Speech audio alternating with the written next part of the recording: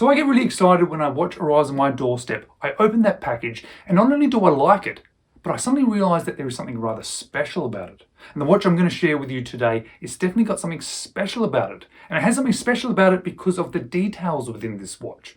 This watch seems very, very well thought out. Somebody has sat down and thought about all the small little details that make the whole watch something a little bit special.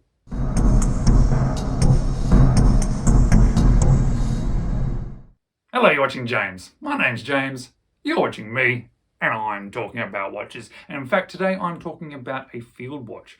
And field watches are a line of watches which I struggle with a little bit. I struggle to connect with them, and I struggle to connect with them because I sometimes feel that perhaps they're just a little bit too simple.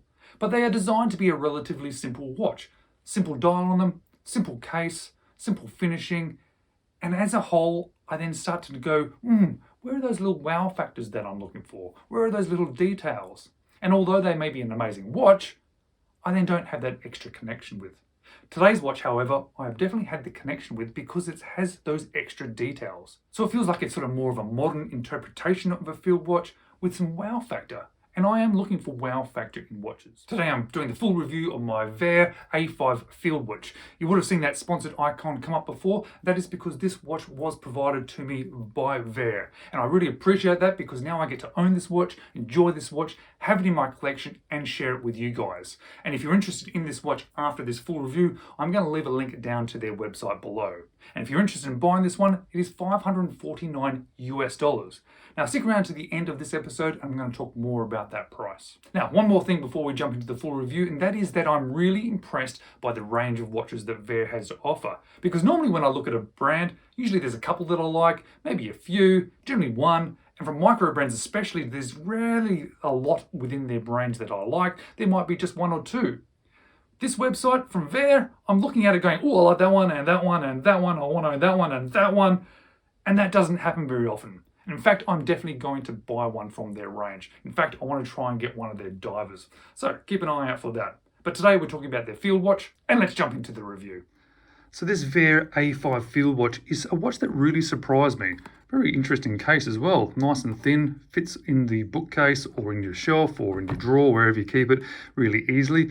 And on paper, there's quite a bit going for it. 100 meters of water resistance, domed sapphire crystal, sapphire case back, Miyota high beat movement, 2-year warranty, and it's all assembled in the USA. And I know a lot of people who are watching this video are from the USA, and they will certainly appreciate that. I also appreciate that it also comes with a spare strap. And I think there's a few options you can get between rubbers and straps, and there's also a nice bracelet that is made for this. But obviously, this is what they send out to me.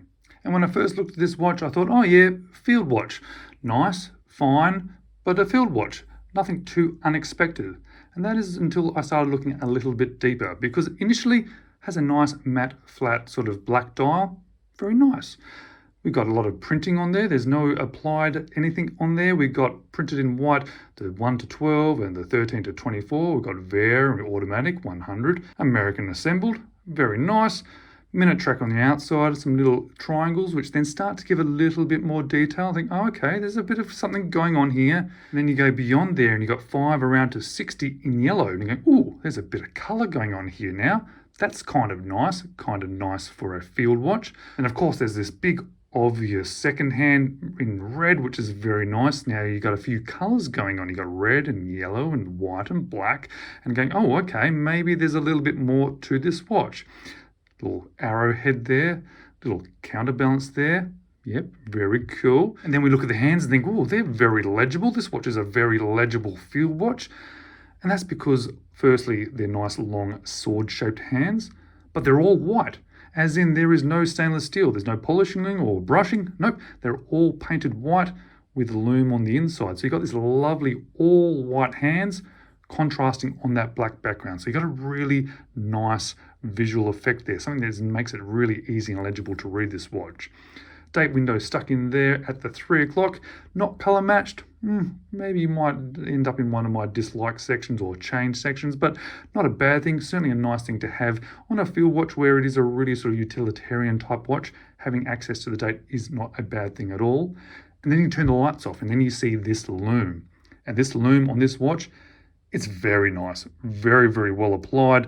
Lots of it, lasts significantly throughout the night and absolutely one of the standout features of this watch. Amazing lume.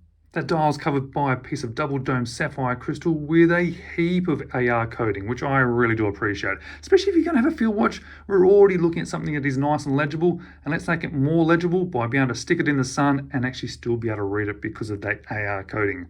But then we come to one of my favorite parts about this watch, and there's only sort of small details, but it's all about the details with this one for me, and that is the case and the case finishing and the case shape and the case sizing. Firstly, let's talk about the finishing, because we've got a nice circular brushing on the solid bezel there. We then turn it down and sort of look at the underside of that bezel and that edge, and that's all polished. It's only a little feature, but it really does break it up and make it something rather cool. Back down to a brushing on the tops of those lugs coming down vertically, a little bit of a chamfered edge which is polished, which is cool.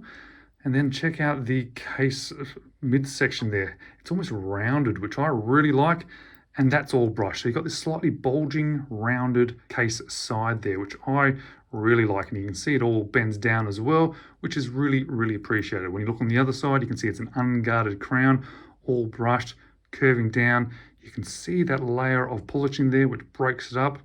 Vaer written on that crown there. Nice size and unguarded, nice and easy to grab onto. But as I mentioned, one of my favorite parts is not just how the case looks, but the size of it, because we've got a 40mm case diameter, which for me is the perfect size for this sort of style of watch. It's only 11.1mm thick, that because of that Miyota movement, which I think is fantastic. Lug to lug 47.7. These measurements keep getting better. 20mm lug width. And on this here, on this sort of, I think it's a Barton-made rubber strap with the Vaer logo, however, weighs in at 77 grams. So it's light, but it's not so light that you don't experience the watch on your wrist. So it's really nice to have this one on wrist for that look, the feel, and the comfort. And because of those dimensions as well, it also sits on wrist beautifully. Now it says it only has 100 meters of water resistance, but I wouldn't be surprised if it actually has a little bit more of that, because we do have a screw down crown. Inside here we have the Miyota 9015 powering the movement, so we do have hand winding. Obviously it has a date there, so there is a date position, which has a quick set date feature. And of course we also have hacking. But let's see how this Miyota is performing on the Timegrapher. Well, I think most people would be happy with those results there. I am certainly happy with it. As you can see, it is a high beat movement at 28,800 vibrations per hour. 0 beat error, which is absolutely wonderful. Nice amplitude. That could be a tiny bit higher, but I'm perfectly okay with that. And it seems to be running just under 0, which perfectly happy with that. Very happy with this high beat Miyota movement. So now it does come with 2 straps. I believe they're both made by Barton, and Barton is a strap company which does some pretty good straps. I've actually bought one from there recently and I'm very happy with it. The one I've been wearing it on is this black rubber, which is very nice. It's branded with the Vaer logo, Vaer on the hardware there, which is very nice. It has something as well which I really like, which is this sort of little hole here, which means the outer keeper, which has a little thing there. You can see it has a little thing there. It means when you're wearing it, it actually holds that down onto the rest of the strap, which I do appreciate. It is a little bit sticky, however. Doesn't collect any fluff, which is fantastic, but just does mean when you're putting it on, it does take a little bit of effort pushing it in.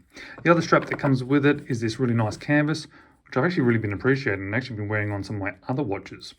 They're all quick release as well, which is very cool, and it's just nice to have a couple of options for the watch. So now I've got it on the rubber, and as I mentioned, it is just a little bit of a faff, really, just sticking that in there. It gets a little bit stuck. You have to play with it a little bit, pull it through. But once you actually get it on wrist, get that little bit plugged in there. Now it's on. Now it's great. Yeah, it's just a little bit of extra effort there. And once it is on, it feels absolutely fantastic, and it sits on wrist perfectly. I think it being that sort of thinner case width there, having that Miyota movement in there, that case shape, even that bulging, I think. Whenever I see a little watch with that sort of bulging sort of case shape, it gives you that extra comfort on wrist, I guess. You know, as you're moving back and forth, you're sort of feeling it. So I'm really happy with how that fits and it looks on wrist. Those dimensions fitting onto my 6 3/4, or around about 17 centimeter wrist as well. Really, it's a sweet spot for me. And here we have it on the other strap as well, which I actually really quite like. Really nice color, really nice quality, and a nice and easy to get on and off as well, both being quick release. And when you take it back off wrist again and look at the back of the watch, you'll see the see-through case back, which is really nicely done. You'll see that high beat myoto movement, which actually has a bit of decoration on it, which is kind of cool. I really do like seeing this one. It's actually not a bad movement to be looking at.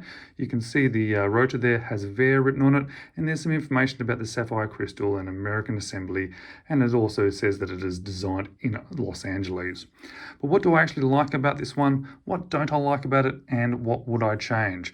Well, I do keep saying and talking about and harping on about the details about this one, and it is all the details that I like. The size of the case, the shape of the case, the different surfaces of the case, the little touches of color on the dial, the beautiful legibility because of how they've done the hands there. The sapphire crystal is lovely with heaps of AR coating, which is also really nice. And I do really like these high beat myoto movements. I'm really starting to appreciate them. Seem to be a really good mix between quality, performance, but also not too expensive, which is certainly a positive. What don't I like about it? Well, there's very little about it. This strap, I have to admit, when you put it on, it's slightly annoying because of how sticky it is, but it is only noticeable that it is sticky against itself, like when you're trying to put it on, but once it's on, it feels fantastic. I have to admit, I'm surprised when this watch is thinking about the details so much that they haven't done a color matched date wheel. I think it really would have been better, because even when you look at the dial, you got this 13, 14, oh, big blob of white, then 16, 17. Just seems like a slightly missed opportunity there, and I'm sure they picked for a reason, because they've thought of this watch out in so much detail, but I'm not sure what that reason is. And because it is a myoto, myotos do tend to come with a little bit of noise, and because it is a see-through case back, it does have a little bit of noise. Now, I have to admit, I notice the noise when I do that, but I haven't really noticed it on wrist, and that's when it really makes a difference. So not really a big disadvantage there. So the only things I really would change about this watch, and there's only two things: color match date window, and to be honest, as much as I like looking through that, I'd probably go with a solid case back, which would then completely eliminate any of that possible noise. But I want to talk about the price a little bit more about this one. So let's flip back to me and let's talk price. So this watch costs $549 US on a rubber strap. Yes, you probably get a canvas strap with it as well, but to be honest, on paper, that seems like a lot of money. Looking at it on the website, thinking about should I buy this watch, it seems like a lot of money. When I had this watch in hand, I started to understand a little bit more. I started to realize perhaps it's actually worth this amount of money because there is something special about this watch. It's really, really well made. It has a good movement inside of it. It's finished really well. And to be honest, I've connected with this watch so much that I want to actually own it. So if I was going to be buying this watch, I'd have to spend that $549 US. But if I was looking out there for another watch in this same sort of range, for the same sort of money, what would I be looking at? And to be honest, I'd be looking straight at Hamilton. And there comes the problem, I think, because Hamilton, the car key range, you can pick them up for $100 US cheaper than this one. Now, I have to admit, the quality of the Hamilton and the quality of this are very similar. I have to admit the Hamilton has a Swiss movement where we're looking at a myoto movement in this watch. But I also have to admit that Hamilton, it's a little bit sterile. It's a nice watch. I like them. There's a reason why we all like them so much.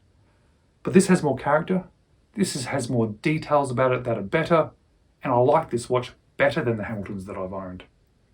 But for $100 US less, it's going to be a hard one to get people over the line to buy this Vaer over a Hamilton, especially when you're not able to get this Vaer in hand before forking out your money. So you're going to have to make that decision for yourself. But guys, if you like this video, maybe check these ones out next.